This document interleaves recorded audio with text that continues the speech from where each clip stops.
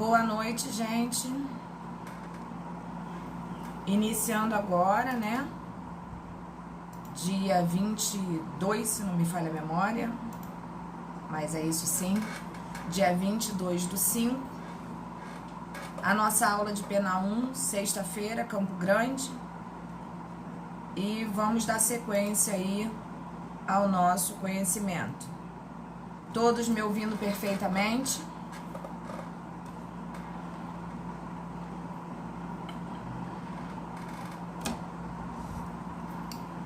Sim.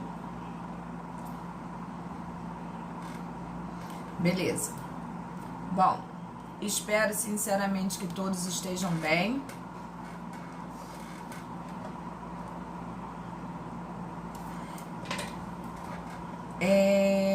Vamos iniciar aí, né,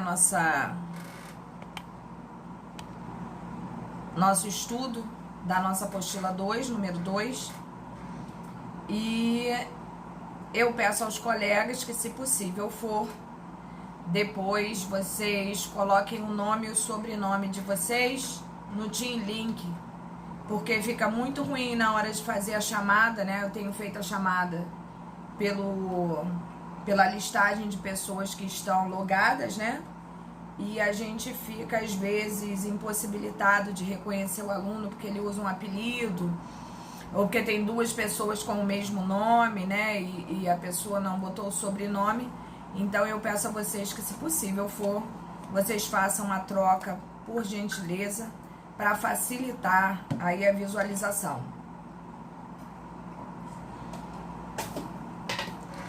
Bom, nós temos alguma dúvida em relação à matéria que ficou, à matéria que passou?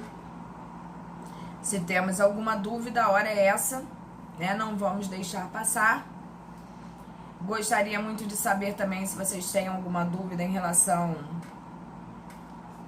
à questão da excludente de culpabilidade, excludente de licitude, para que a gente pudesse passar reto por isso ou retornar ao assunto.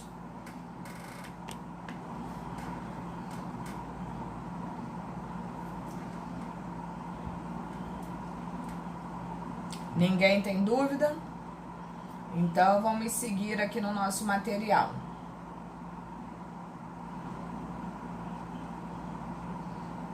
Beleza.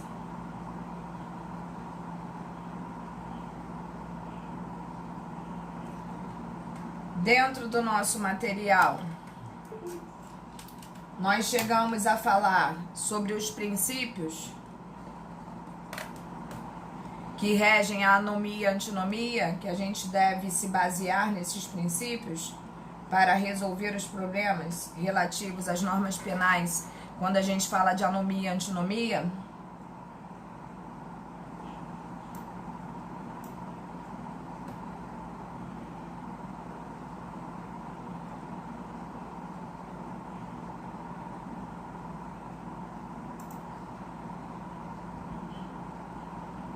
Vejam se não foi no slide 31.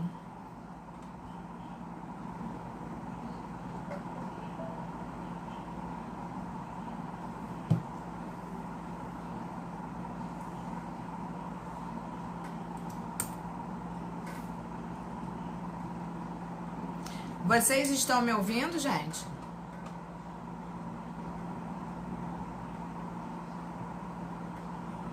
Oi, professora, boa noite. Oi, desculpa, querido. Fica mais fácil. Sim. Mais fácil de falar por aqui. Professora, sinceramente eu não estou conseguindo achar, eu não estou conseguindo me lembrar.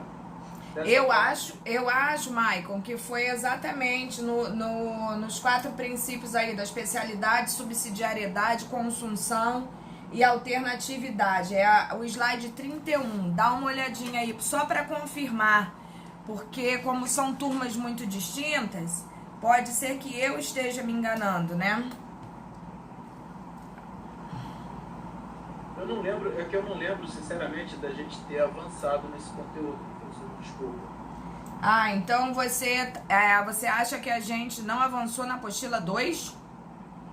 Eu acho que não lembra que a gente estava um pouco atrasado nessa apostila, lembra? Então nós acabamos a 1 e não começamos a 2, é isso? Sabe por quê, professora? A senhora estava falando bem do iniciozinho, antes de falar no caso da exclusão de licitude, porque o que aconteceu? Foi justamente o conteúdo do trabalho. Foi o feriado. O feriado que nós tivemos, aí a matéria não andou, não foi isso? Isso aí. Então, olha só, eu não me lembro da senhora estar falando, eu lembro da senhora ter falado de algumas características da lei, né? Agora eu lembrei, Maicon. Eu falei realmente sobre a questão das permissivas, Isso. das justificantes, da exclusão de ilicitude. Não falei? Então, eu acho que nós não entramos ainda na exclusão de ilicitude. Eu acho que a exclusão de ilicitude, a senhora não tinha falado porque já ia dar a luz aí do trabalho, né? Eu acredito, eu gostaria que algum colega pudesse falar também, porque o que eu me lembro foi exatamente disso. Eu fiz umas anotações, deixa eu pegar então, para poder facilitar aqui para a minha lembrança, só um instante. Tá joia, Maicon.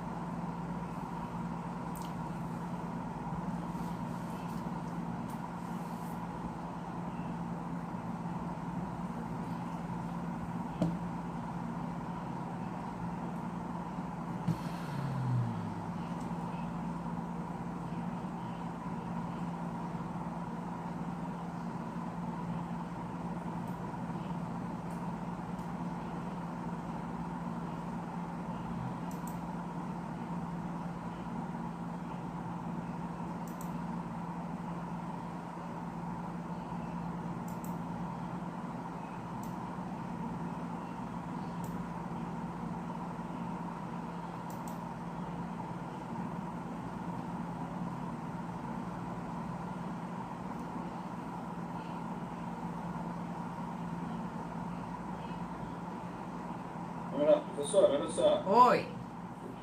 As anotações que eu tomei aqui foram concernentes à norma penal. Sim. Até onde eu vi aqui, até onde eu anotei, né, falava da aplicação do direito penal, né, no estricto sensu e no lato sensu. São essas características que a gente tem aí agora, né? Que foi bem o iniciozinho.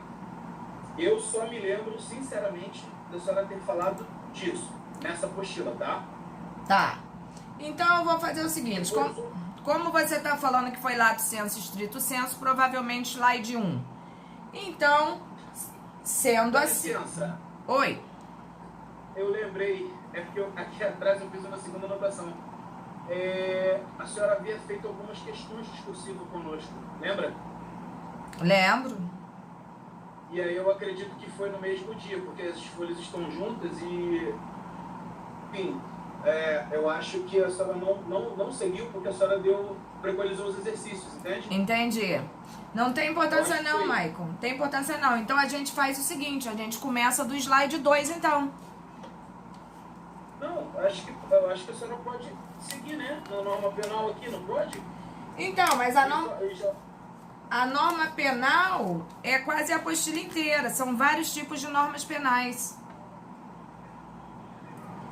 Como você falou que eu falei estrito sensu, lato sensu, eu faço esse comentário na 1, no slide 1, entendeu? Então a gente segue do slide 2 em diante. Entendi. Se vocês perceberem... As anotações que eu tenho aqui, professora, falam somente da questão, e aí fala do objetivo das normas penais, fala dos princípios de aplicação, né? Princípio de fornecer, conceito determinante de esclarecer, condutas lícitas, né? Que a ideia é formar condutas lícitas, correto? Fornecer princípios gerais para aplicação da lei penal. Isso. Tornar lícitas determinadas condutas. Então eu cheguei a dar para vocês, ó, você está falando das normas penais não incriminadoras. Isso que você tá... Isso que você tá me relatando aí são normas penais não incriminadoras. Sim. Sim. Não é isso? Isso. Beleza. Afastar a culpa do agente, né? Isso. Beleza. Bom, então vamos começar o quê? Slide 7. Da exclusão de ilicitude, pode ser? Eu acho que pode, professora. Pelas minhas anotações é isso. Pelo que você está falando é isso. Nós... Olha só. Eu acho que foram essas as anotações que eu fiz, todas, tá? Foi essa aqui. Se tu quiser até tirar uma foto e manda pra senhora. Não precisa não. Pelo que você está relatando aí é slide 7. Tá? Não tem problema não. A gente dá seguimento aqui tranquilo. Vamos lá. Qualquer dúvida vocês falam aí comigo.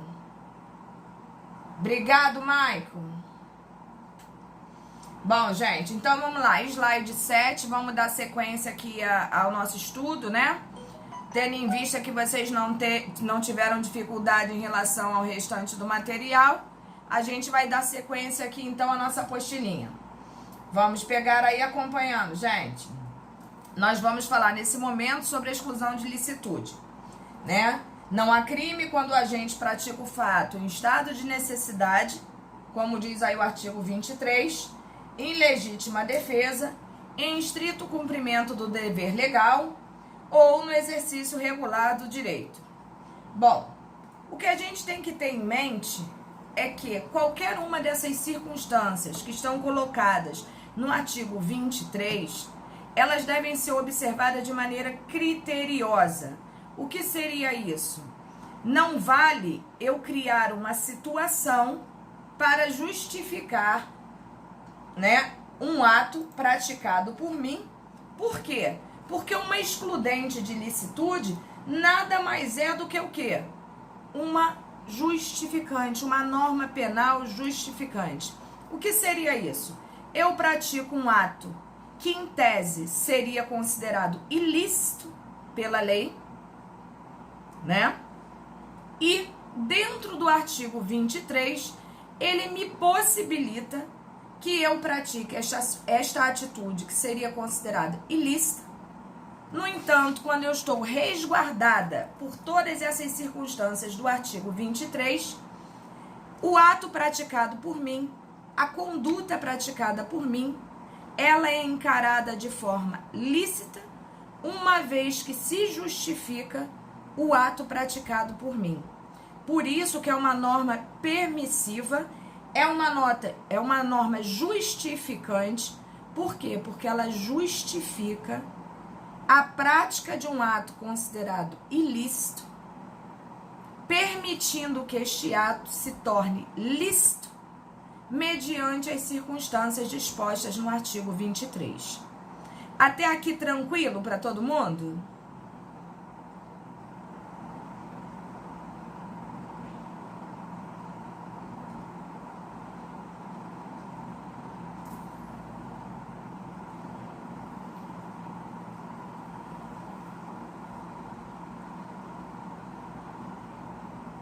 Ok. O que a gente tem que observar é que mesmo dentro deste aspecto ali do artigo 23, tudo que for encarado como uma atitude, como uma conduta excessiva, ainda que amparado por essa justificante, nós pagaremos pelo excesso praticado. O que seria um excesso praticado? Tudo aquilo que é desnecessário às condutas praticadas pelo artigo, como, por exemplo, um excesso de legítima defesa. Quando a gente extrapola, quando a gente ultrapassa todos os critérios admitidos, né? E a gente pratica neste sentido o excesso e seremos não só processados, como punidos pelo excesso praticado. Isso é o que diz aí o nosso parágrafo único do mesmo artigo, né? E tem mais, seja ele doloso ou culposo. Então, temos o artigo 24, que é o estado de necessidade. Olha o que diz o artigo 24 aí, ó.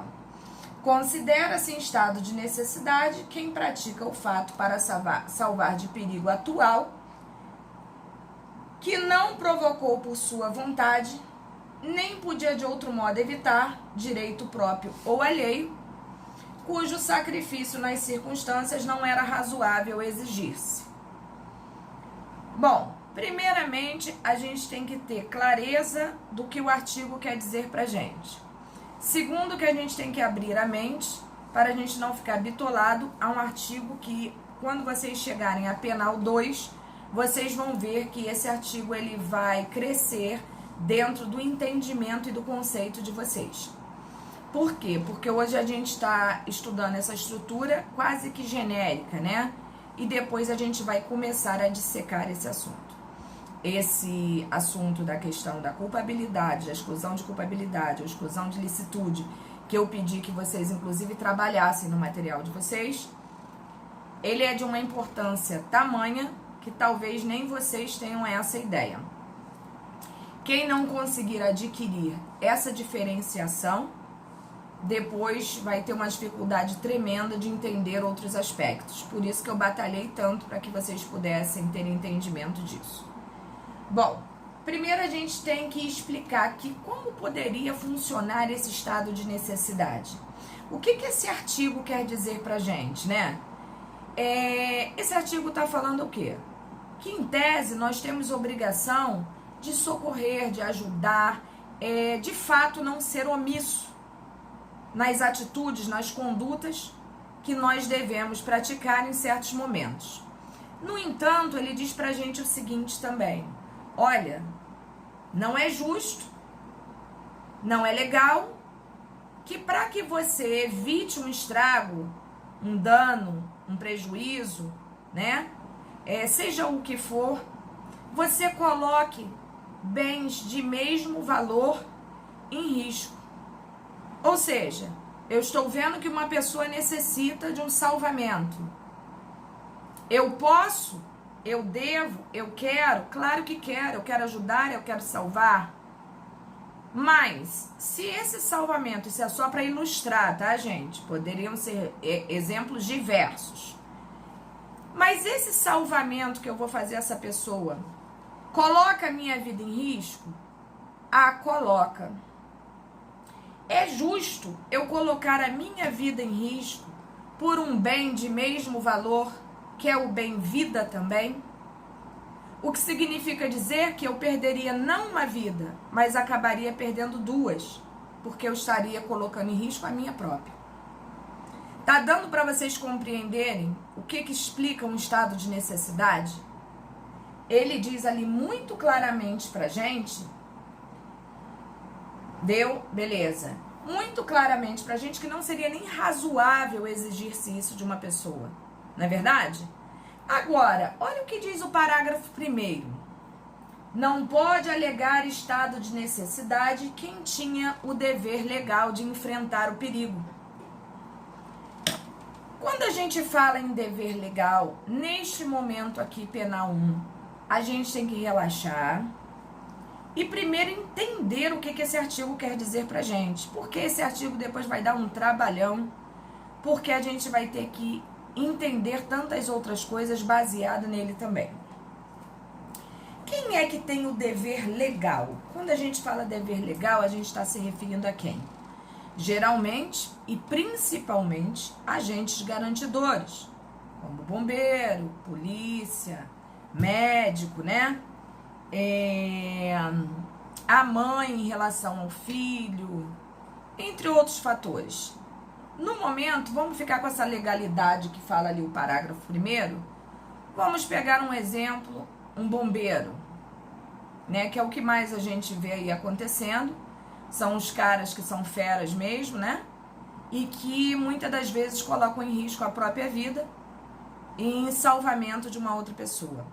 Então, observem que o artigo 24, estado de necessidade, ele nos remete a uma situação muito clara, né? Olha, você não tem a obrigação de colocar a sua vida em risco para salvar a de outro, se você realmente não se achar na condição de fazer aquilo ali. Mas o parágrafo primeiro vem dizendo o que pra gente? Não pode se esquivar dessa situação quem tem o dever legal. Ou seja, o bombeiro olha, tem uma casa em chamas, ele simplesmente olha pra casa e fala assim, hoje eu não tô afim não. E nem pensar. Eu não vou me colocar em risco para salvar essa gente. Não pode. Neste caso, o bombeiro não pode se esquivar daquilo que ele teria o dever legal de praticar. Óbvio que eu não quero que vocês fechem a mente de vocês por uma situação de o comandante, sempre tem no dia no dia de um salvamento, né, de um prédio em chamas, claro, sempre tem o bombeiro que está ali comandando a situação. Obviamente, esse cara que está comandando, ele sabe até onde ele pode ir, pelo menos a gente espera que isso ocorra, né? Ele sabe até que ponto ele deve ou não colocar os homens dele em risco. E, obviamente, quem está ali junto a ele recebe as ordens. E fato é que, existindo esse comando, se um comandante está vendo que um prédio está em ruínas e que se ele colocar os homens dele lá dentro, ele não só estará matando quem já está lá, como os próprios companheiros dele.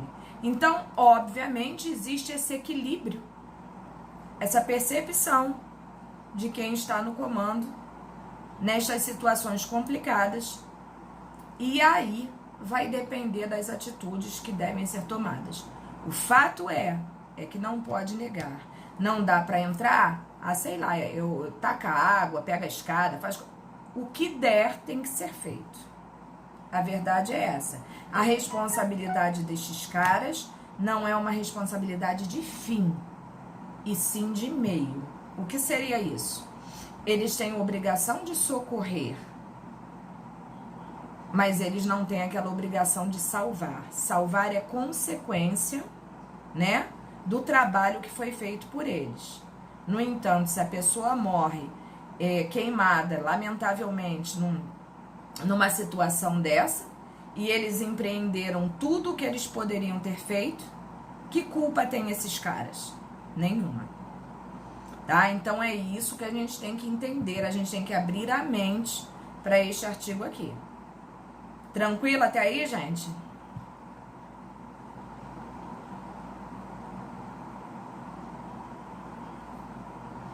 Beleza.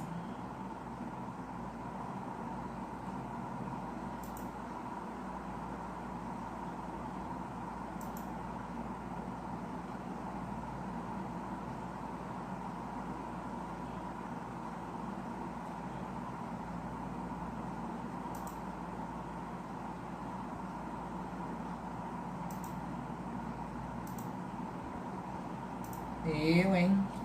Aí chegamos aqui na legítima defesa. Olha bem. Legítima defesa. Entende-se em legítima defesa quem, usando moderadamente dos meios necessários, repele injusta agressão, atual ou iminente, a direito seu ou de outrem. Observem que a gente está sempre falando também do direito de outro. O que seria, em tese, né, usar dos meios existentes e moderadamente para repelir, por exemplo, uma injusta agressão, né? Porque a agressão tem que ser injusta para que se configure uma legítima defesa. Então, observem só, o que seriam meios moderados? A lei não é clara em relação a isso. E eu já falei para vocês em aula presencial, que a gente estava aí até comentando sobre esse aspecto, e disse que é muito complicado, inclusive, né? Você tem que ser um advogado muito sagaz, muito esperto, para você realmente comprovar uma legítima defesa. Isso vai requerer testemunha, perícia, entre outros fatores que podem ocorrer. Mas fato é que, comprovada a legítima defesa, também é uma forma de que justificante de se livrar daquilo que seria considerado uma situação de um ato típico e ilícito, né? Então, neste sentido, quando comprovada a legítima defesa, você também exclui a ilicitude do ato. E, obviamente, se você excluir a ilicitude, você não praticou nenhum crime e, por isso, também não receberá uma pena. Então, é disso que a gente tem que falar e entender, né? Aí vem aqui, ó. Quanto à legítima defesa, nós temos alguma dúvida?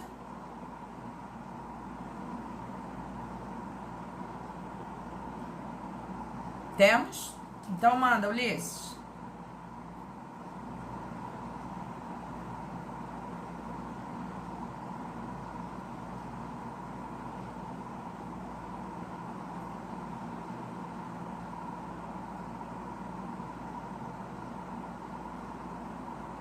Não. Não? Professora, boa noite. Eu tenho uma dúvida. Pode falar. É só para obter da senhora uma informação, na verdade, uma confirmação, se eu estou certo ou equivocado. No caso da legítima defesa, se o agente atingir um terceiro, que é no caso o aberratio ictus, né? O erro de execução na legítima defesa, ele é absolvido? Olha só, você estuda para concurso, como é que é aí?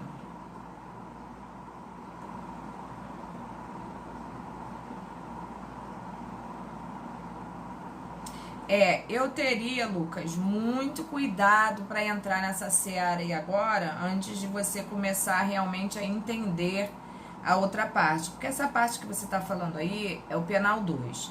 Se comprovado, obviamente, que a sua legítima defesa, né, você teve que utilizar dos meios que você tinha para uma defesa e você acaba acertando um terceiro, obviamente isso poderá acarretar, claro, né, um reflexo dentro da sua legítima defesa, mas em tese você responderia talvez, né, por um dano reflexo ocasionado. Dependendo da situação, se você não agiu com o excesso, né, você provavelmente também será dispensado disso aí, uma vez que você não poderia prever tal situação, tá? Então, depende de tudo. Se você praticou o excesso, é uma coisa. Se você está, como é que se diz? Abraçado, né, pelo artigo 23 e você se defendendo acaba ferindo uma outra pessoa, provavelmente você não será punido por isso. Tá bom? Eu diria que é quase impossível. Vamos lá. E agora entramos nas exculpantes. Muito cuidado entre exculpante e justificante, tá? A gente tem que ter um imenso cuidado, porque uma diz uma coisa e a outra diz, obviamente, outra, né? A justificante, ela justifica o ato praticado por você e ela justifica de maneira como? Ela elimina a ilicitude do ato praticado. Diferente da exculpante, que ela não age dessa mesma maneira. Olha bem, elimina a culpabilidade, isentando o agente de pena. Então, olha bem como são diferentes, né, essas normas penais existentes. Por exemplo, artigo 26. É isento de pena o agente que, por doença mental ou desenvolvimento mental incompleto ou retardado, era ao tempo da ação ou da omissão, inteiramente incapaz de entender o caráter ilícito do fato ou de determinar-se de acordo com esse entendimento. Gente, é muito importante que vocês entendam que quando o artigo fala assim, ao tempo da ação ou da omissão, inteiramente incapaz de entender o caráter ilícito do fato. Ele não está falando de um relativamente incapaz. Ele acabou de falar ali que o cara tem que ser inteiramente incapaz. Então é nisso que a gente tem que se apegar, tá? Então se liguem nisso aí. Aqui na exculpante nós falamos que o ato seria considerado lícito? Não. Em nenhum momento se falou isso. O que se falou aqui é a eliminação da culpa e que essa culpa não se confunda com culpa e dolo. Essa culpa é de culpabilidade, tá?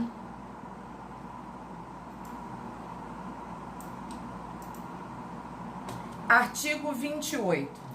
Não exclui a imputabilidade penal a emoção ou a paixão, embriaguez, a embriaguez voluntária ou culposa pelo álcool ou substância de efeito análogo.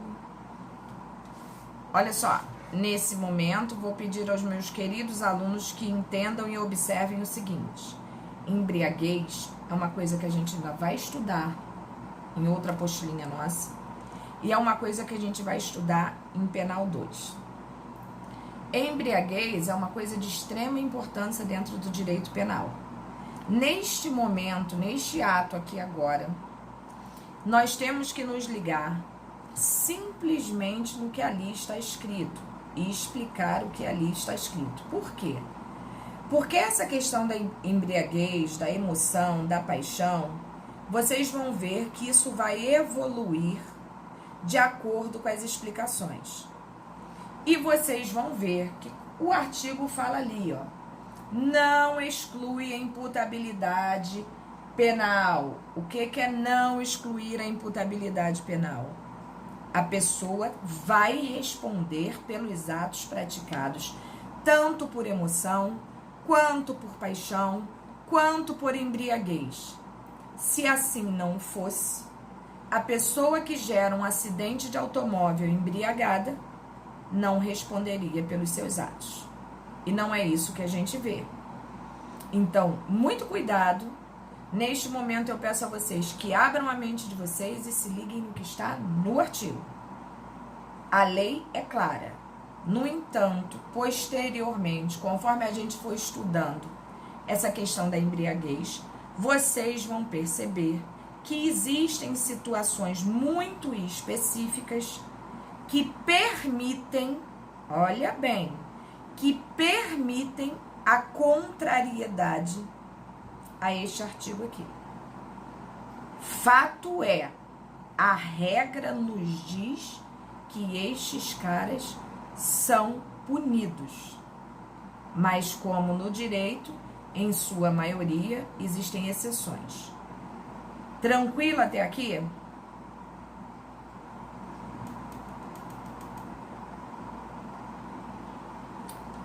Eu pulei porque na verdade eu já tinha falado dele. Vamos lá, vamos voltar lá.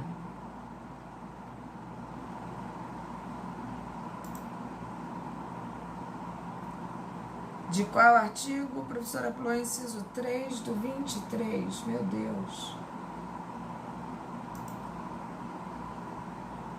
Não, porque na verdade o 3, esse inciso 3, na verdade, ele fala exatamente dos outros dois aspectos, porque você para analisar.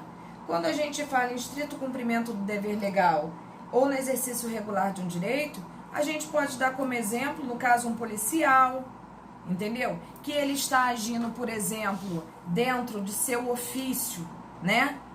Ele está... para analisar que esse inciso 3 ali, ele é, na verdade, uma justificante, principalmente para quem está exercendo o seu ofício. Porque imagina você é um policial na rua, não poder revidar a uma injusta agressão, por exemplo, que acaba caindo quase que na legítima defesa. E como é que o cara, no seu ofício, ele não vai ter a permissão para agir?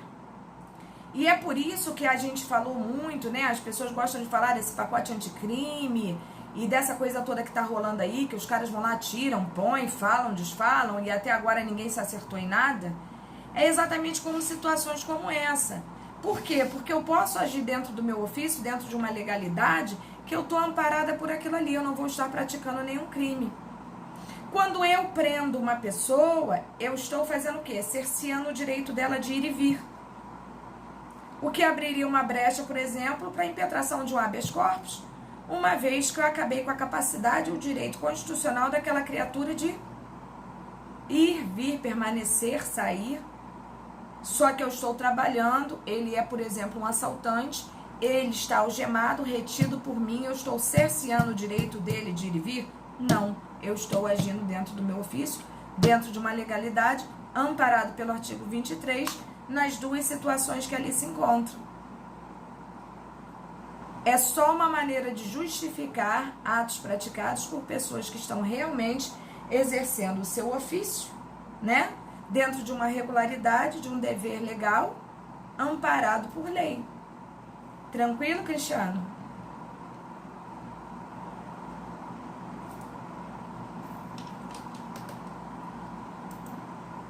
Mas, Cristiano, fique tranquilo, nós vamos voltar muito nesse assunto ainda. E todos esses assuntos que nós estamos vendo em penal 1, nós vamos dissecar em penal 2, entendeu? Dissecar mesmo. Bom, então voltando aqui ao 28, né? Nós falamos da emoção e da paixão, da embriaguez. Observem que a gente fala de embriaguez voluntária, aquela que a gente quer se embriagar, né? Ou culposa, pelo álcool ou substância de efeito análogo. Quando a gente fala de efeito análogo, é qualquer coisa que possa gerar em nós o quê? Uma situação que te tire de sua normalidade, que te tire do seu eixo natural, podendo ser drogas ilícitas, né? Qualquer tipo de entorpecente, ou muitas das vezes, inclusive, até beber, né? Você tomar uma bebida alcoólica, sabendo, por exemplo, que você está tomando um remédio que pode ser potencializado por aquela bebida alcoólica ali. Então, isso seria de forma voluntária. E se a gente parar para analisar, é culposa, né? Então, não eximiria a pessoa de pagar pelo ato praticado dentro deste contexto aí. Aí vem, ó, é isento de pena o agente que por embriaguez completa, olha de novo a palavra completa, integral, na totalidade, no direito tudo é assim, proveniente de caso fortuito ou força maior, era ao tempo da ação ou da omissão, inteiramente incapaz de entender o caráter ilícito do fato ou de determinar-se de acordo com esse entendimento. Observem de novo a palavrinha ali, ó, embriaguez completa e inteiramente incapaz. Observem que isso fica sempre muito claro, muito explícito, tá? Olha bem, a pena pode ser reduzida de 1 a 2 terços se o agente por embriaguez proveniente de caso fortuito ou força maior não possuía ao tempo da ação ou da omissão a plena capacidade de entender o caráter ilícito do fato ou de determinar-se de acordo com esse entendimento. É simplesmente para ilustrar aí para vocês o próprio artigo, né? Lá na frente, quando a gente continuar estudando a questão da embriaguez, vocês vão ver que existem situações específicas que permitem que o cara se livre, né, de uma possível condenação em relação à embriaguez praticada. e que no caso de agir com emoção e paixão, pode haver uma diminuição da pena, mas jamais isenção de pena. Vamos lá. Normas penais explicativas. Bom, se a gente parar para analisar, é só a gente perceber que quando a gente não sabe o que quer dizer, é muito tranquilo, a gente vai pelo que está escrito, pelo português, né, da própria palavra. Se eu estou falando de uma norma penal explicativa, eu estou querendo dizer com isso que ela vem traduzindo uma explicação qualquer em relação a algum fato. Então vamos entender. Visam esclarecer ou explicar conceitos. Por exemplo, o artigo 327 e 150, parágrafo 4º do Código Penal, quando tratam sobre o conceito de funcionário público e de casa. Ora, o artigo vem dizendo o quê? Olha bem, é muito fácil pra gente falar assim, o que é casa? Ah, professora, quem não sabe o que é casa? A casa por direito é bem diferente de você estar lá no jardim de infância e desenhar uma casinha e mostrar, né, para o seu professor, casa é isso. No direito penal, a coisa não funciona dessa maneira. Casa pode sofrer variações como interpretações diferenciadas. Então, o artigo, quando a gente fala de uma norma penal explicativa, é essa que o artigo vem permitindo claramente toda a explicação do que é uma casa ou do que é um funcionário público. Então, vamos lá. Artigo 327. Considera-se funcionário público para os efeitos penais quem, embora transitoriamente ou sem remuneração, exerce cargo, emprego ou função pública. Bom, para começar, o que quer dizer embora transitoriamente? Que raio é isso, né? O que quer dizer? O artigo explicou pra gente ali que só vai ser considerado funcionário público os caras que estão naquelas circunstâncias ali. Pode até ser, Maicon, pode até ser sim, né? Porque o cargo comissionado nos remete a isso aí, né? É um cargo transitório a partir do momento que o cara que me botou lá, né? Quando o outro entrar, eu vou ser retirado. Beleza. Mas nós podemos considerar também esse pessoal que é chamado, por exemplo, para ser mesário, né, para ser assistente em questões relativas à eleição.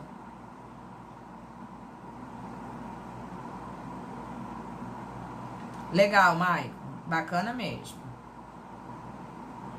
Mas o que você acha? Pode, Maicon? Eu acho que também que pode.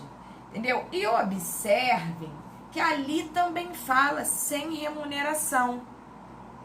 Geralmente, como o Maicon bem colocou ali, e muito pertinente, esses cargos ali de comissionados são cargos que são remunerados, né, Maicon? E geralmente muito bem remunerados.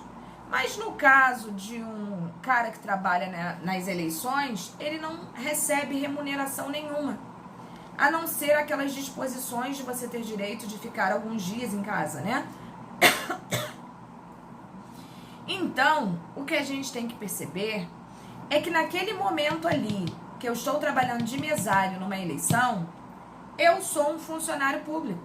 Ainda que transitoriamente, o que é isso? Só por um período. Ainda que eu não receba nada, que não seja remunerado.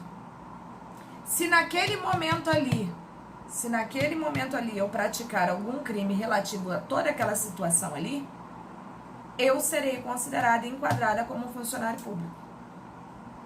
E ali também tem, ó, exercendo cargo, emprego e função.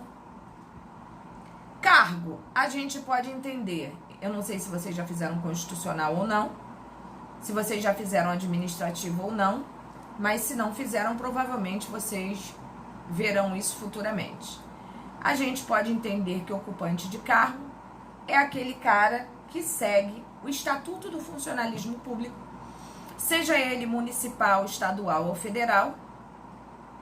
E este cara que ocupa cargo, geralmente ele possui estabilidade, ele é um cara concursado, seguidor do Estatuto do Funcionário Público, o que significa dizer que ele não é um seletista, e que depois do estágio probatório dele, ele adquire estabilidade e muito mais seguro, né, do que o ocupante de emprego, que também é um cara concursado.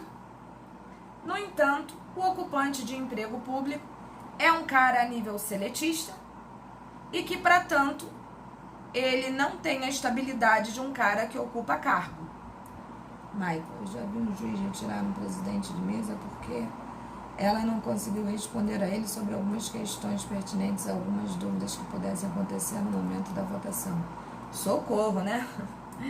É tenso, Michael, é tenso, é complicado, complicadíssimo. Eu não posso atender telefone e essa gente fica me ligando.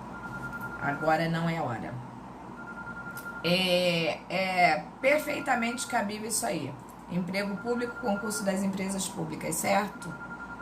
Certo. Emprego, Maicon, é quem ocupa qualquer...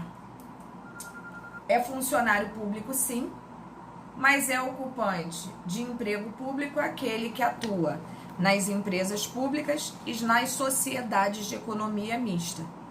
Entendeu? São ocupantes de emprego público.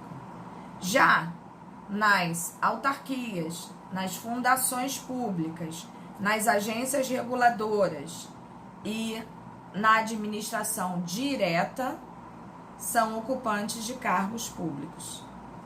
Beleza? Tranquilo aí para todos?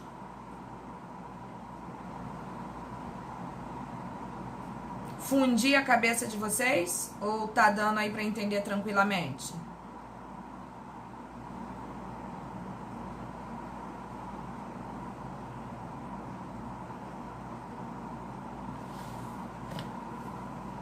Tranquilo? Beleza. Que bom.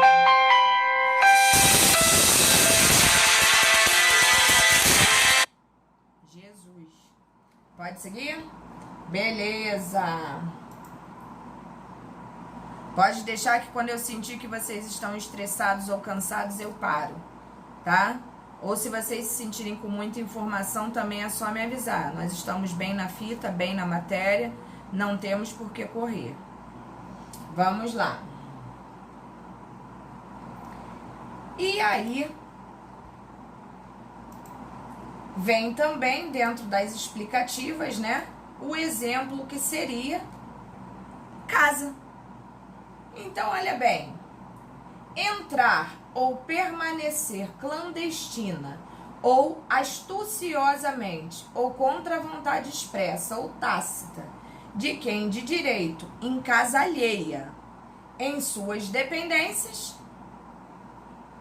Aí vem o parágrafo 4 e diz pra gente: a expressão casa compreende, olha como ela explica, né? Qualquer compartimento habitado, opa, coisa complicada, né? Qualquer compartimento habitado, aposento ocupado de habitação coletiva, compartimento não aberto ao público, onde alguém exerce profissão ou atividade. Caramba, alargaram aquilo que a gente tinha como conceito de casa? Alargaram, né? Então a gente percebe que, em tese, até o nosso trabalho pode ser considerado nossa casa. Então, por aí vocês veem que problema é, né, essa questão das normas penais explicativas.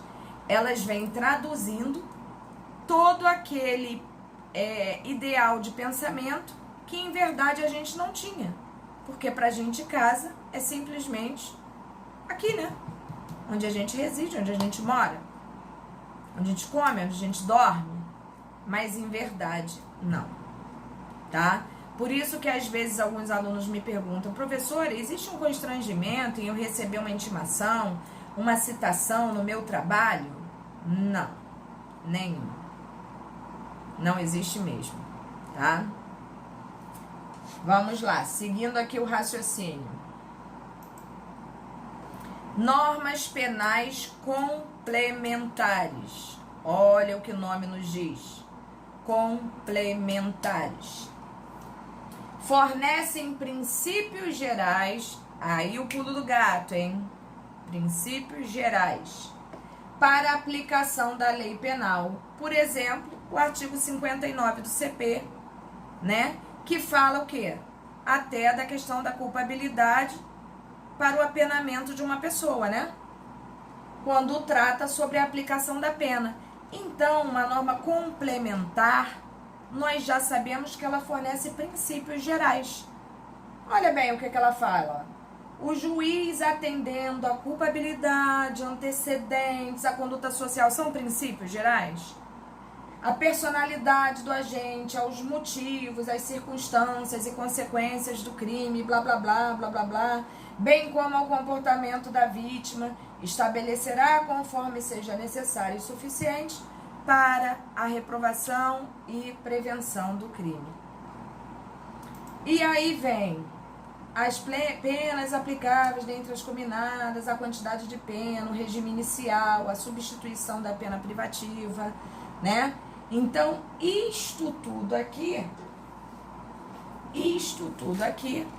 traduz os princípios gerais que o direito demonstra pra gente nas normas penais complementares.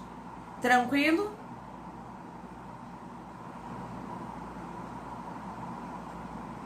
Essa é fácil, né? Essa pode até cair na prova, né? Que, aliás, eu estou vendo aqui uma maneira de vocês na P2, se a gente continuar nessa condição de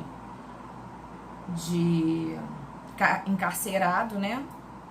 Eu tô vendo aqui, junto às pessoas que me ajudam, é claro, é um método de avaliação diferente pra gente, pra ver se a gente tira esse peso, né, essa tensão toda. Vamos ver se a gente consegue fazer uma coisa mais leve para que a gente possa trabalhar mais feliz, né? Vamos lá. Agora entramos aí nas normas penais em branco. Bom, olha o que o nome diz, né?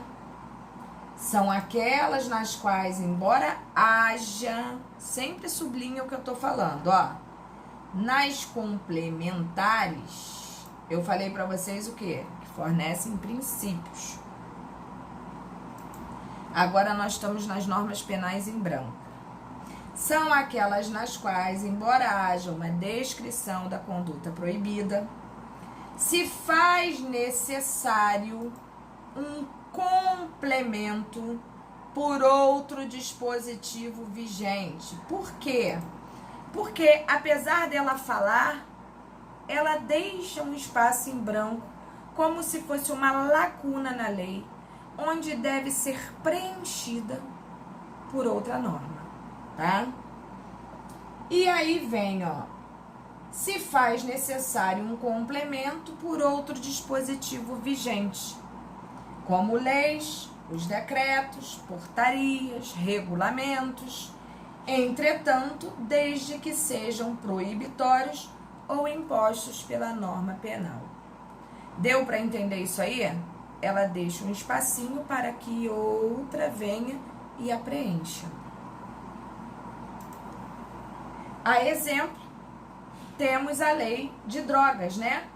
Que é a lei de tóxicos que nós possuímos, que é a 11.343. As normas penais em brancos, por que vem preenchendo? Porque a nossa lei fala que é muito clara a lei de tóxicos, né? Ela tem o artigo, se você olhar o 33 e o 35, que são os artigos mais badalados da lei de tóxicos, vocês vão perceber que aquela lei é uma lei especial, ela é específica para determinado assunto, mas ela é uma norma penal em branco no sentido de dizer o quê? O que é droga? Tá? E aí precisa vir uma outra para preencher aquele espacinho que ficou ali. E neste sentido, nós podemos dizer que elas podem ser homogêneas ou heterogêneas. Então, neste momento, nós vamos entrar na seara dos homogêneas, em que seu complemento provém da mesma fonte legislativa. O que é isso? A sua origem, o seu nascedouro surgiu do mesmo nascimento legislativo, a mesma fonte, tá? O legislativo.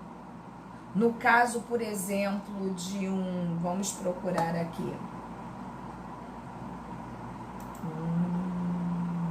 de um decreto. Um decreto não tem a mesma fonte legislativa, né, de uma lei.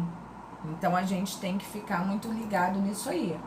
Então, vamos entender aqui, ó, homogêneas, em que seu complemento provém da mesma fonte legislativa. Por exemplo, o artigo 237 do CP, conjuntamente com o artigo 1521 do Código Civil. A fonte legislativa de ambos os artigos, de ambos os códigos, é a mesma. Qual seria? O legislativo do nosso país. Então, eles provêm da mesma origem. Aí vem aqui, ó, ambas as normas foram produzidas pelo mesmo veículo normativo e pela mesma origem, ainda que dispositivos distintos, né? Um é civil, um é penal. Olha o que diz o artigo 237. Contrair casamento conhecendo a existência de impedimento que lhe cause nulidade absoluta. Contrair casamento. Esse nome já é muito esquisito, né? Parece uma doença. Contrair casamento. Isso é o que diz pra gente o CP, né? O Código Penal.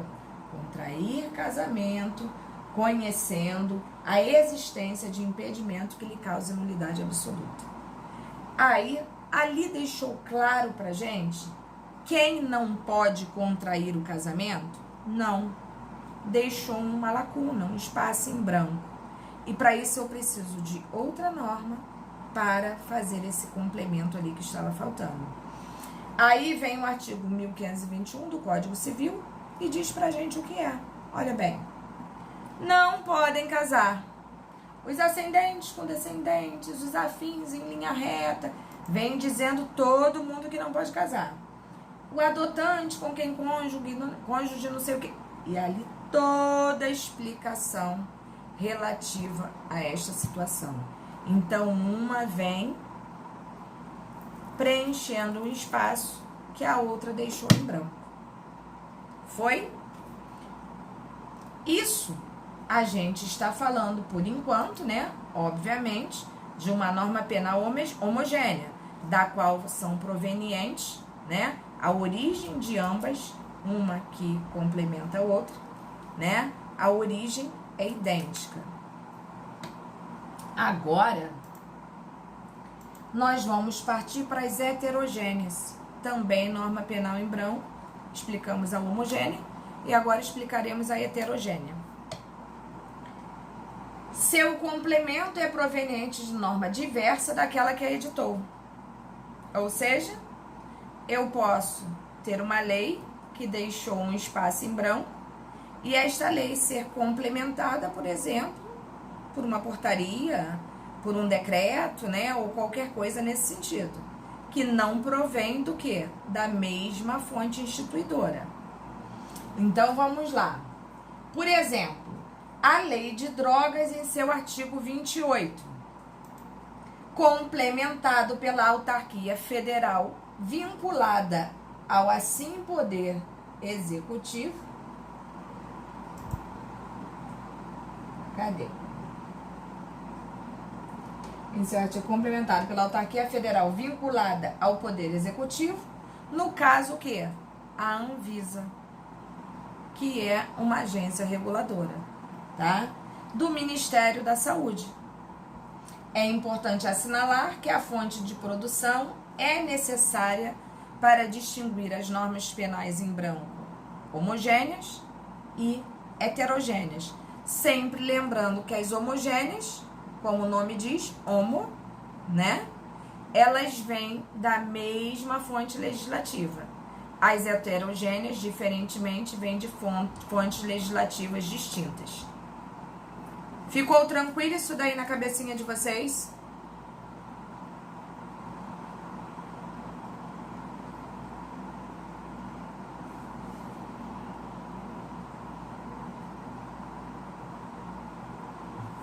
Ok.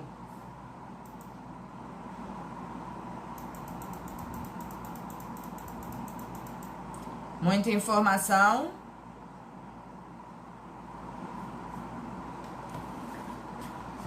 Vamos lá, dando seguimento aqui.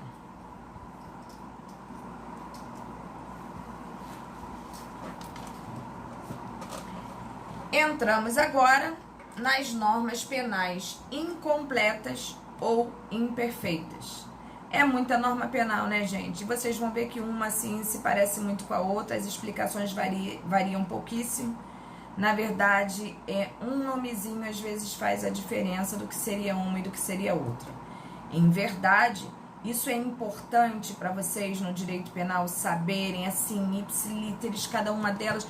Não, vocês não precisam ficar guardando isso. Vocês precisam saber que elas existem, tá? A importância é vocês terem condição de perceber que, por exemplo, quando uma lei, quando um artigo não fala sobre determinado assunto, provavelmente o outro está ali para preencher. Essa é a importância do conhecimento das normas penais, né? Porque o aluno às vezes fica se perguntando, caramba, para que eu quero saber tanta norma penal, para que tanto tipo, tanto modelo, tanto, né, tecnicamente diferente? Exatamente para que vocês saibam a existência de cada uma delas, para o dia que precisarem fazer a utilização, vocês já saberem como fazer, né? Que elas podem, inclusive, originariamente advir de fontes legislativas diferenciadas, entre outros fatores, né? Vamos lá. São aquelas que necessitam de outro texto normativo para saber qual a sanção imposta. Tem diferença? A norma penal em branco, ela até necessita de outro texto normativo, né? Para complementar aquela lacuna ali. Mas quando a gente fala das incompletas ou imperfeitas, a gente está falando que ela precisa de um outro texto normativo para o quê? O apenamento, tá? São aquelas que necessitam de outro texto normativo para saber qual a sanção a ser imposta. Por exemplo, a lei que define e pune o crime de genocídio, mas a própria lei remete ao artigo 121 para tratar da quantidade de pena a ser aplicada, porque a lei não deixou muito claro aquilo que deveria ser feito. Então, a própria lei remete ao artigo 121, porque genocídio nada mais é do que um homicídio em grande escala, né? Então, aqui está o artigo 121, para se analisar ali de que maneira, né, se praticou o ato, e dali a gente não vai precisar ler o artigo 121 na íntegra para entender.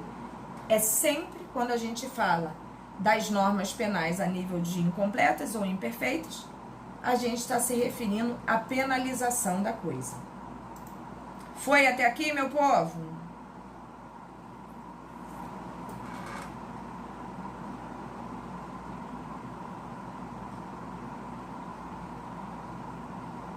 Foi? Beleza. Então, partimos aí. Vamos pular o artigo 121, que a gente não precisa ficar relatando o 121 na íntegra, né?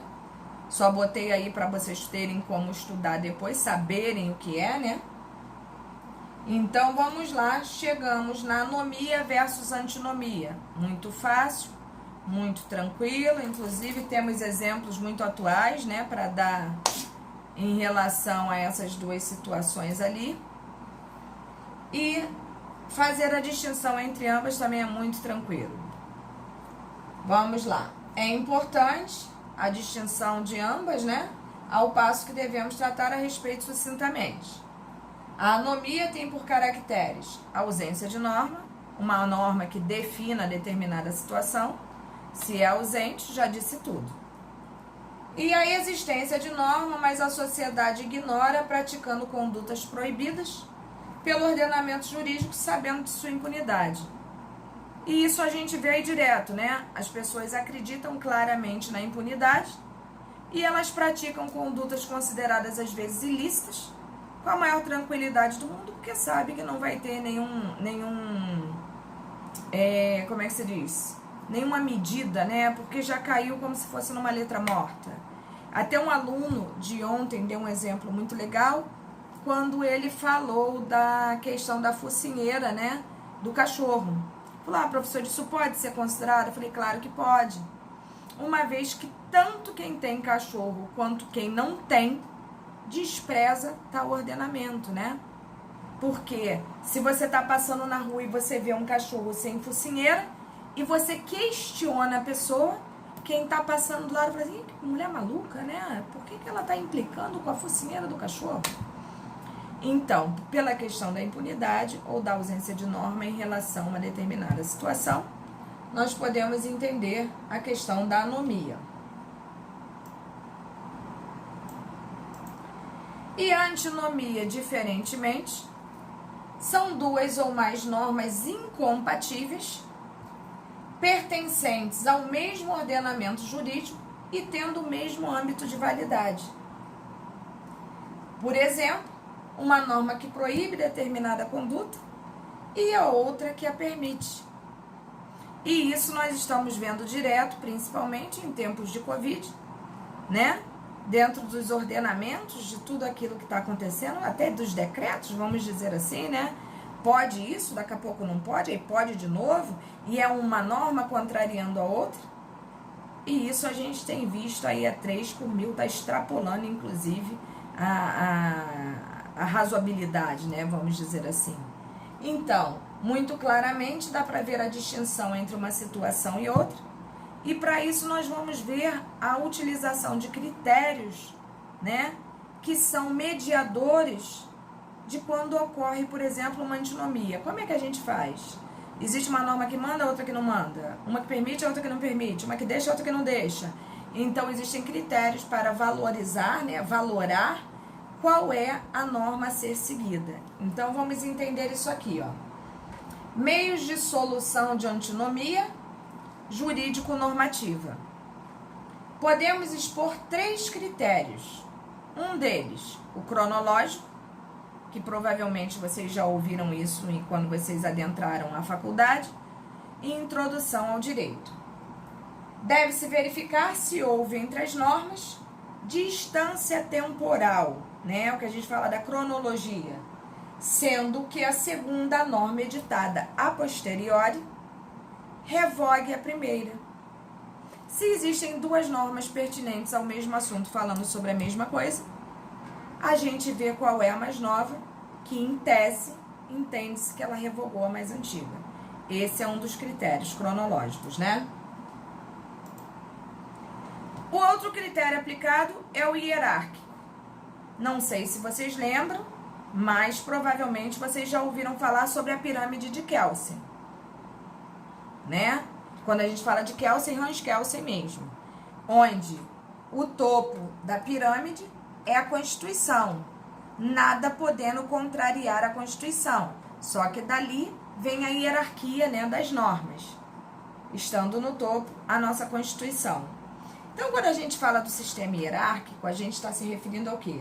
Observa-se o respeito à escala normativa conforme a pirâmide de Kelsen, em que a Constituição Federal é o seu ápice primário perante lei ordinária, havendo simultaneidade normativa, prevalecem ambas desde que harmônicas. Ou seja, se elas falam sobre o mesmo assunto, mas harmonicamente, nada impede que elas coexistam. Agora, se uma norma abaixo da Constituição vem contrariando o que nela está escrito, gera uma impossibilidade de convivência mútua. simultânea, né? Uma vez que isso ocorrendo, tudo que vem afrontar a Constituição deve e pode ser encarado como uma situação de inconstitucionalidade. Então, neste sentido, nós já percebemos que quando a gente fala do nível hierárquico, a gente está se referindo a essas questões da norma que não deve contrariar a Constituição e, podendo coexistir, elas devem ser harmônicas.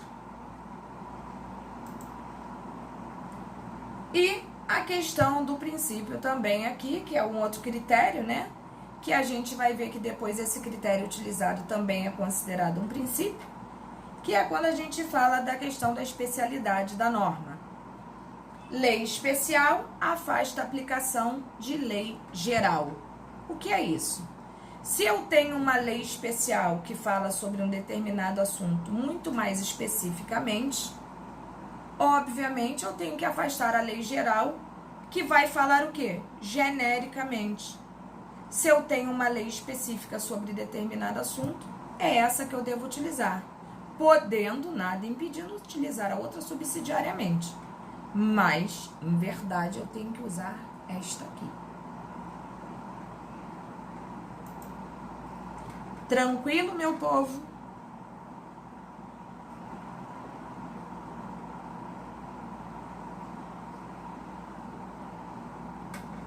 Tá dando para entender aí? Tranquilo. Beleza.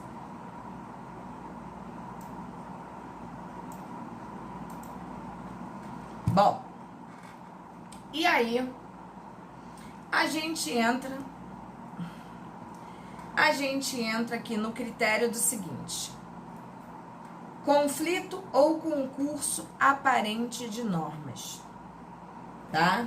Decorre quando para um fato aparentemente existem duas ou mais normas que poderão incidir sobre o mesmo assunto. Para que seja resolvido, necessita-se a observância de princípios como especialidade, subsidiariedade, consunção e alternatividade. Esses são os 4 princípios que nós vamos trabalhar para nós entendermos como deve ser utilizado quando existe esse conflito, né, aparente aí de normas. E como é que a gente faz, né, para lidar com isso? Bom, eu gostaria de saber o seguinte de vocês. Esse é um assunto importante pra gente. Vocês estão com cabeça para continuar, para entender, ou hoje já foi muita informação para vocês? Que eu preciso que vocês entendam essa situação ali dos 4 princípios. Se vocês falarem para mim assim, pode seguir, vambora, professora, tranquilo. Se vocês falarem para mim, professora, estamos cansados já, foi muita informação por hoje, eu dou um time aí.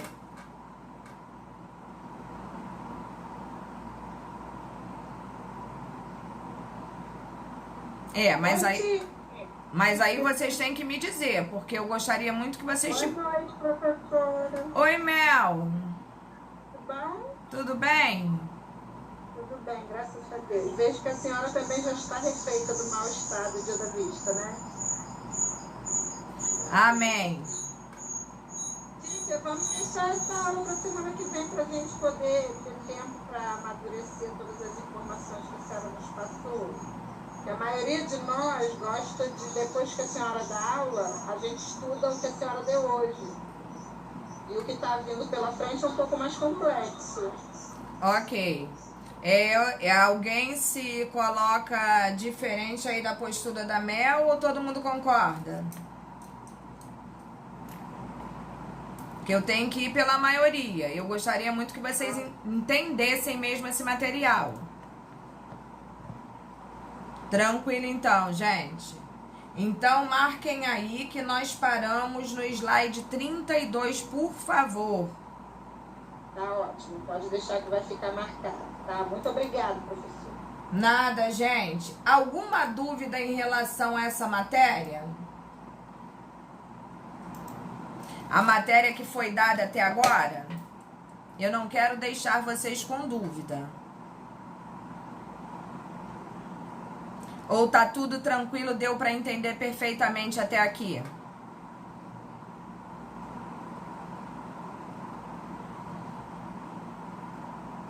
Tranquilo? Beleza. Então, gente, eu dou por encerrado. Tenha um final de semana. Obrigado, William. Tenha um final... Oi, Mel. Na hora que a senhora explicou sobre funcionário público e cargo público, a nossa internet oscilou bastante e nós ficamos com um pouco de dificuldade. Será que a senhora se importa de repassar só esse trecho? Não, de forma alguma, Mel. De forma alguma. A diferença do ocupante de cargo público para o emprego público é muito básica. Os dois fazem concursos públicos, tá? Os dois. Os dois ocupantes desse espaço ali, os dois fazem concurso público. Tanto aquele que ocupa cargo, quanto aquele que ocupa emprego. O que ocupa cargo, ele irá trabalhar nas autarquias, nas fundações públicas, nas agências reguladoras e na administração direta. Quem ocupa emprego vai trabalhar nas empresas públicas e nas sociedades de economia mista. Ambos são funcionários públicos, sendo que quem ocupa cargo tem estabilidade e quem ocupa emprego, não. Esse aqui, que é o ocupante de cargo, ele é um cara que segue o Estatuto do Funcionalismo Público, seja ele municipal, estadual ou federal. O cara que ocupa emprego, não. Ele é um seletista, como nós aqui. Tranquilo, Mel? Ótimo, muito bom mesmo. Muito obrigada. Nada, meu amor. Sempre que precisar, não tenha dúvida. Tá? Os dois respondem como assim, Ulisses?